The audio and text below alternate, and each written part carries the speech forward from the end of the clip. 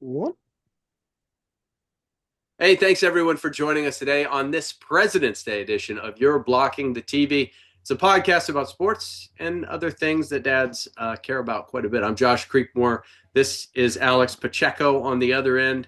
I'm in the Portland Metro, Alex in the Denver Metro. So both western half of the United States, but we're not all that close to each other. We're in different time zones. So there's a whole bunch of different stuff that we have to manage when we get together to chat about primarily sports. Let's be honest, it's mostly sports. But so I just wanted to talk real quick about what's going on in sports this particular week.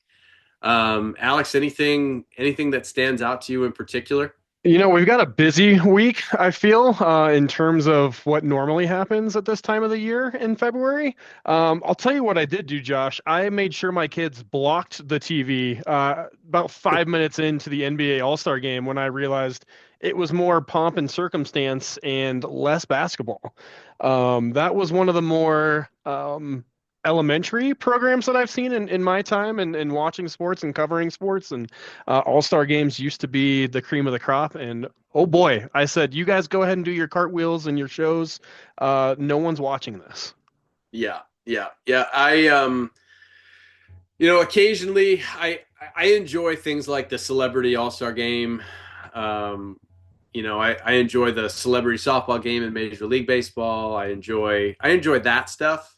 I don't really need to see the players from the league get together and kind of mail it in for that event. I mean, the dunk contest used to be really fun.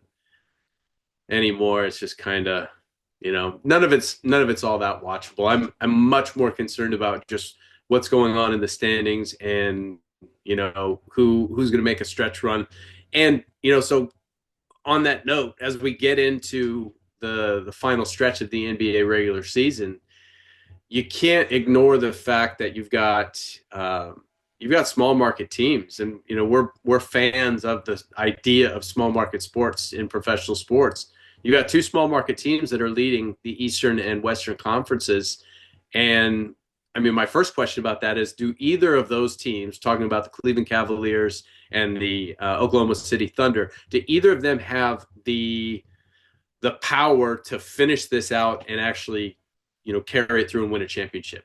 I mean, absolutely. I think when you look at both these teams, first of all, I couldn't name the starting 10 for both teams combined. I can tell you Donovan Mitchell plays for Cleveland now after, a big trade a couple of years ago. And then, you've got Shai Gilgeous-Alexander on the Thunder. And heard quite a bit about him being here in the Rocky Mountains, as being the heir apparent to Jokic. And they're young, they're hungry. They're too dumb to know what they're doing, honestly, right now. I think you look at a lot of the other teams in the NBA that just don't seem to turn it on until now.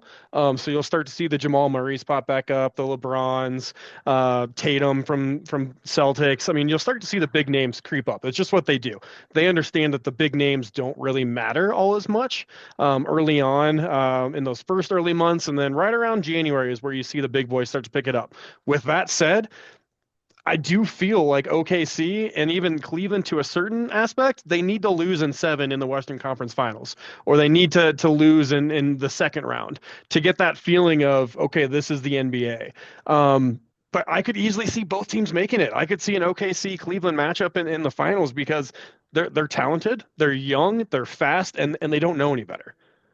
Right. Yeah, and if we take a look at the Eastern Conference specifically, Cleveland's leading the way. They're 5.5 games up on Boston, but number two and number three in the standings right now are Boston and the New York Knicks. And then, I mean, if you look at the Jersey Nets, or the Jersey Nets, the Brooklyn Nets are maybe that team that right now is out of it, but they're kind of making a little bit of a push, playing pretty well down the stretch. None of those 7 through 10 teams are really playing very well right now. Right. And so, when you consider how far is out of it, one of those teams could make a stretch run. But I'm looking at Boston and New York as those teams that have the big market star power on that side of the country. And then if you look at the Western Conference, the Lakers and the Clippers are in fifth and sixth spots right now. So, Golden State Warriors are not out of it, certainly. If you look at the top 10, that 7 through 10 versus the sixth spot right now in the playoffs are very, very close, separated only by 3.5 games. Right. Um, but it just remains to be seen. The Lakers are playing really well, 8-2 in their last 10. The Rockets, who are just ahead of them, are 3-7 in their last 10. Everybody else is playing pretty well down the stretch. 7-3, 8-2 in their last 10 games, and I mean that's really what you look for. If you look at my Portland Trailblazers out here, there was a lot of excitement around them for a little bit there, but certainly they've fallen way off, and we don't have high expectations of them. But your Denver Nuggets sitting right in that third spot right now in the Western Conference. How do you feel about them right now? I mean, just no one has an answer for the two-man game of Jokic and Jamal Murray. When they get going, when they start playing the two-man game, the pick and roll, pick your poison type of basketball, they are a really hard team to beat. We like to call that fifth, or with 5 minutes to go in the game, if they have a 5-point lead, they typically have a 90% win rate. So getting that lead with up to 5 minutes to go, they just suffocate you in terms of the two-man game, running the clock, and then just timely stops on defense. I think every team in the NBA this year has a hole. They either don't have a bench, they don't have a big man in the middle, they're not able to, shoot the three ball consistently over time. And then you look at, some of the teams that they're going to go against, and you're going, I'm feeling pretty good. I almost have this quiet optimism going, I like my chances in a 7-game series with any of these teams. You go back one year and you're like, man, the Timberwolves had our number. And they're probably the one team that the Nuggets do not want to see early on or have on their side of the bracket, is Minnesota coming up. There's just those teams that you just don't match up well. And then, I look at the East and just kind of the matchups that are starting to fizzle out, and it's wide open. I think. I really think you can really, with Cleveland and OKC leading the top, you have a bunch of blue bloods, if you will, in the middle, and then recent title winners in Denver, Boston, that are just kind of hanging out, waiting to sift through all these changes and challenges that have presented this year. It's been a wild year for trades, to say the least. I think we've ran the gambit for going, is this a real tweet? Is this actually what's happening? To now trying to see where the dust settles and how these teams gel moving forward. So I'm going to ask you the question. I'll put you on the spot. If you had to pick the two teams that are in the finals right now, who are you taking? Oh boy. I mean, the way that the Boston Celtics have this aura around them, I just don't know how a team beats them in the East. I think the Knicks are right there. I think the Cavs have to go through a tough 7-game series with them. I like Boston on the East, and I like OKC on the West. That team is just scary good. They're deep.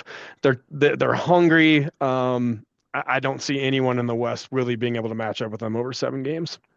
Well, that sounds like a pretty reasonable pick to me. Exciting week for a baseball fanatic like myself. Pitchers and catchers have reported, workouts have begun. MLB spring training is right around the corner here.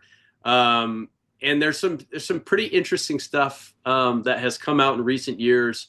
The PECOTA, which is an algorithm that picks or assigns predictions or projections in advance of the season and throughout the season. And one thing that stands out there is that the Dodgers have a near 100% playoff chance right now. And you think about that on the surface of it, that seems crazy. But then you look at the makeup of that team. You've got a fully healthy Shohei Ohtani coming back this year. Of course, they should be a playoff team. I look at the Dodgers and I say, not only are they 100% to playoff odds, but I think if you were to do 100,000 cycles of the MLB season, as they typically do, and say out of 100,000 projections, I think they win 90,000 of those. I mean, you just look at the team and you throw your hands up. It's as close to a juggernaut as I've ever seen, and I think combining a little bit of the soccer world, it's like putting Real Madrid, just saying, here is $10 billion. There's no cap. Go get whoever player you want. Rebuild, and we're going to win the Champions League and go after it. It's something that I don't think we've ever seen in American sports. I cannot think of a more loaded team up and down every position, just getting whoever they want year in and year out. Yeah. Yeah, I it's hard to disagree with that. And obviously we've talked a little bit about the idea of a salary cap in baseball. It's the only major professional sports league that does not have one. And there's an argument I think for either side, but going to the east side of the country and the New York Yankees in that AL East, obviously they proved to be a very, very tough team down the stretch and ultimately fell short, which many of us were happy about. Um, the expectation is that the Yankees and Orioles are the two teams to beat in that AL East division, a division that has kind of just become the team or the division that is going to produce 3 to 4 playoff teams every year. Absolutely. I mean, the East, it's the division that keeps getting richer. Doesn't really have too much turnover. It's been nice to see the Orioles, the Blue Jays getting into the game. That Orioles team, man, they are fun to watch. A lot of talent on that team. They're A always lot going of to be young talent. young talent. Yep, and they're going to be that little brother to the Red Sox and Yankees. They're going to pull in, the big dollars, the marquee games, and just that have the repertoire behind them, the titles behind them, the history behind them. But I tell you what, that Orioles team, it would be kind of my sneaky pick to upset a lot of players and make a run. Again, it's hard to see the Dodgers not making another World Series, not making 7 of the next 10 World Series, to be honest with you, barring injuries and things that happen. Would with your pedigree of MLB, how does it get right? How does the MLB get back on track to allow for more parity in the league and give these smaller teams a puncher's chance? Well, I mean, the reality is it's a revenue based league like all professional sports leagues, and the big thing is even though the majority of your major sports team owners are exorbitantly wealthy individuals. For example, the Dolans in Cleveland, who own the Cleveland Guardians franchise, they're very, very wealthy. They're certainly multi-billionaires. But just because you have that wealth doesn't mean that you're going to spend that and then therefore lose money on your franchise just to win a World Series. You see the opposite in New York with the New York Mets, who are, the little brother to the New York Yankees. They've got more money than anybody, and they certainly have tried to throw it around, regardless of how much revenue they're bringing in, to try to buy that World Series. It hasn't worked for them thus far. Right. So, I'm personally, I hate it when my team goes up against one of those teams that it's just very difficult to compete with them from who they who they have. I mean, they've got so much money and they're spending it on their rosters. You look at some of these matchups. I mean, for example, the Yankees versus the Guardians in the divisional series last season. The Guardians had no business even being in that series at all.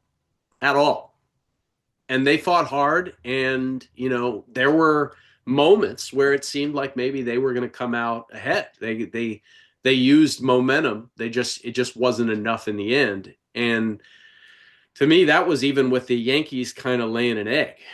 Right. Um, so when you're looking at it that way, it is hard, and yet sometimes those Guardians type teams do win that matchup. And when that happens, I mean, we talk about how important sports are to us in a world that is tough, in life that is tough, um, and when we see the underdog win, I mean, who doesn't like to root for the underdog? I think even fans of the Yankees and the Dodgers find it difficult not to root for an underdog when it's not their team, and that's what we all want to see. It gives us all hope. Not that we can become professional baseball players or professional athletes, certainly, but because it gives us hope that whatever's on paper, whatever is predicted, isn't necessarily what's going to come to pass.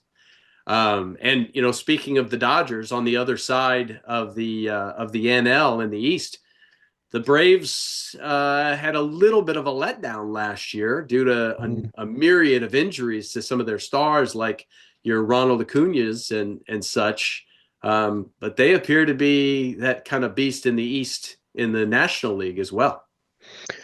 Yeah, I think when you open it up to what can happen in a postseason, and like you said, the Guardians, struggling to be, shouldn't even had a puncher's chance, but you get into some of those situations, and you lay down a good bunt, you have a single come through with a guy that's batting a buck 50, anything can happen, and I think that's even tough for teams like the Dodgers to swallow when you're like, hey, we need to get through that first round so we don't have these fluky 3-game series that we have to get through.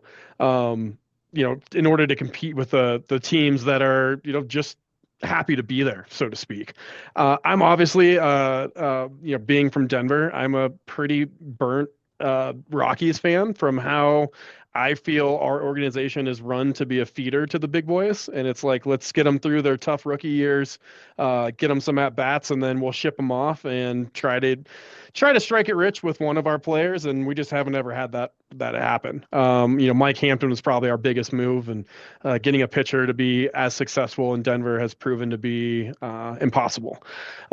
So I think it's interesting when you look at the dynamics of baseball and just how much talent there is out there. It still is hilarious to me that people are coming back saying the Rockies will have one of the best defenses coming up.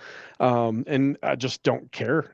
It just doesn't excite me because we don't have the arms to keep up until we can figure out, how to keep up with the arms race in pitchers' ballparks. Like being in a division where we got to go to San Diego, tough place to get hits. San Francisco, the coldest winter I ever had was a summer in San Francisco, brutal place.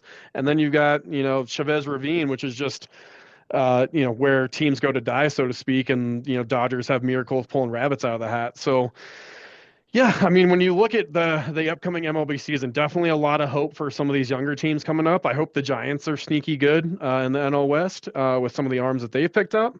And then you just keep hoping for those little boys, the underdogs to shock the world and make a run, a la the Florida Marlins, making it all the way.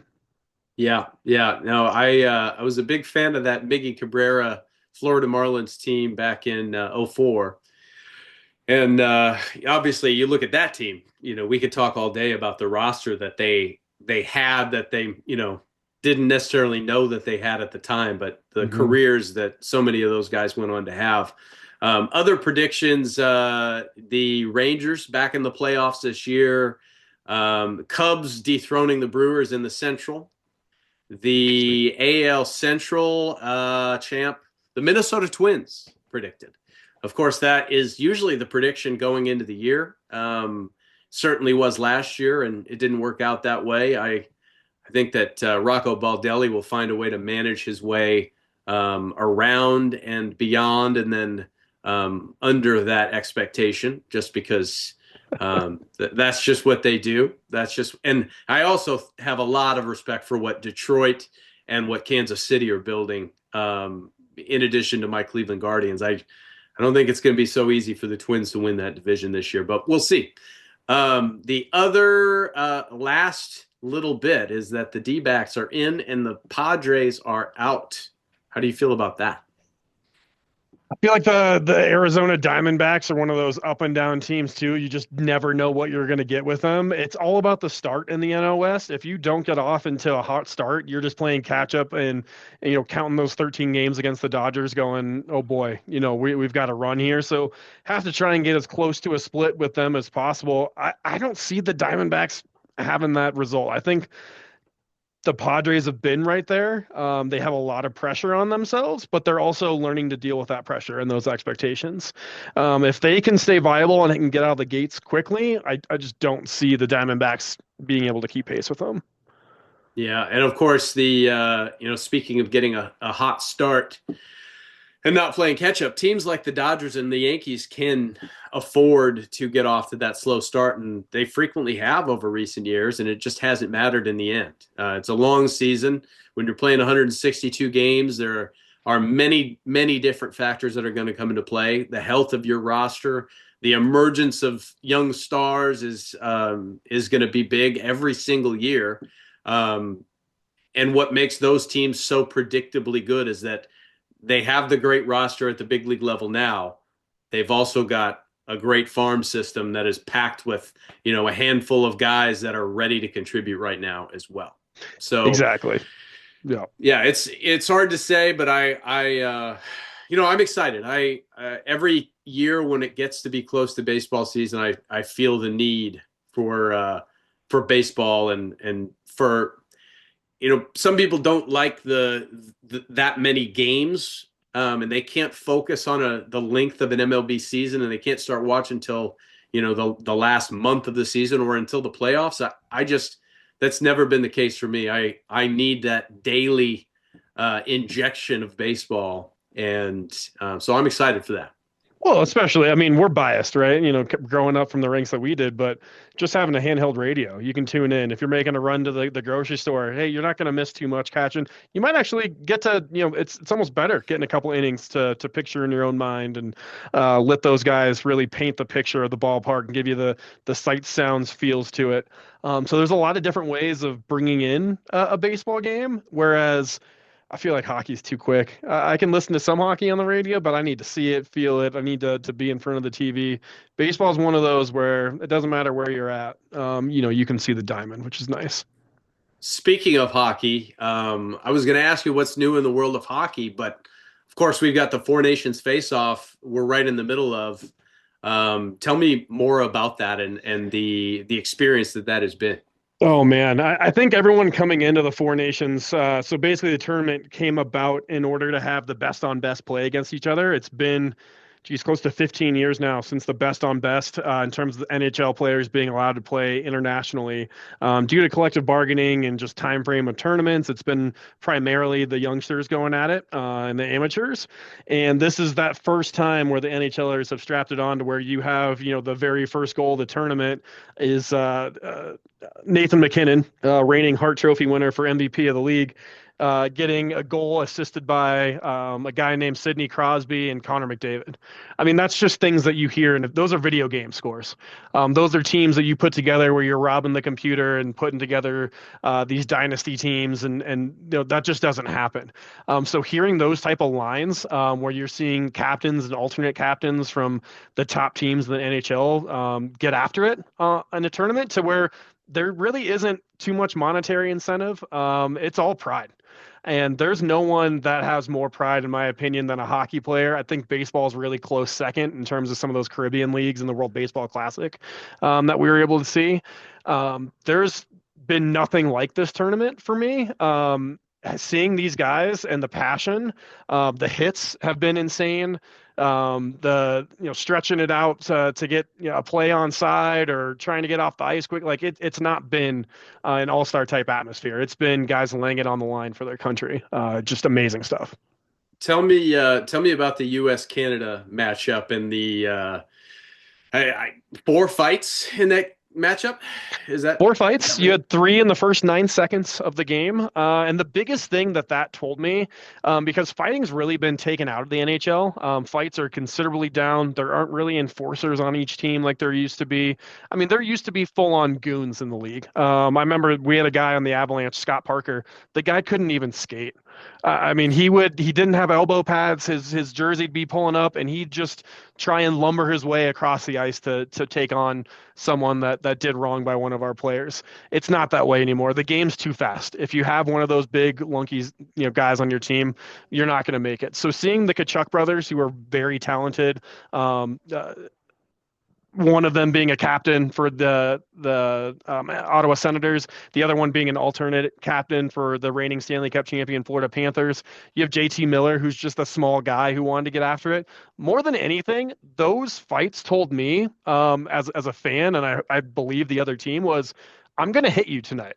This is not an all-star game. This is USA Canada. If you thought that we're going to go nice and we have NHL season to go back to, like, all I care about is tonight. So good luck to you, but I'm putting my body on the line, and I think that's what those three fights were, more than anything. Saying like, let's go, boys! Like I'm fired up. Let's get after it. Well, that's exciting. I know that hockey, out of the three sports that we've discussed today, has much more of a niche market. Well, maybe more comparable really to Major League Baseball, just not for me. but probably around the country as far as fanship is concerned. But um, so I said that we didn't want to talk completely about sports, and there will be other things that come up. But of course, we like to watch television that is not sports as well. Is there anything that you have watched recently that you have really found interesting or found worth talking about? The sad thing is I've seen Inside Out probably 72 times in the last week. They rented it from the library, and the amount of times that I've had to watch the start of hockey games on my phone and be like, no, like you're blocking the TV. Get the heck out of the way. It's Dad's turn. We need some sports. The wife and I have been going through Traders, which is kind of the reality show on Peacock. As a nice little after dinner, like we need to laugh at these people. That's been a good chuckler for us. So Traders, I don't know if you've heard about it, but it's basically it's reality former reality stars, and then they put a couple just like civilians in there, and three Mhm. out of the 18 are traitors, and they're trying to fish out the traitor. And people really suck at trying to find people that are lying to them, and it's really entertaining.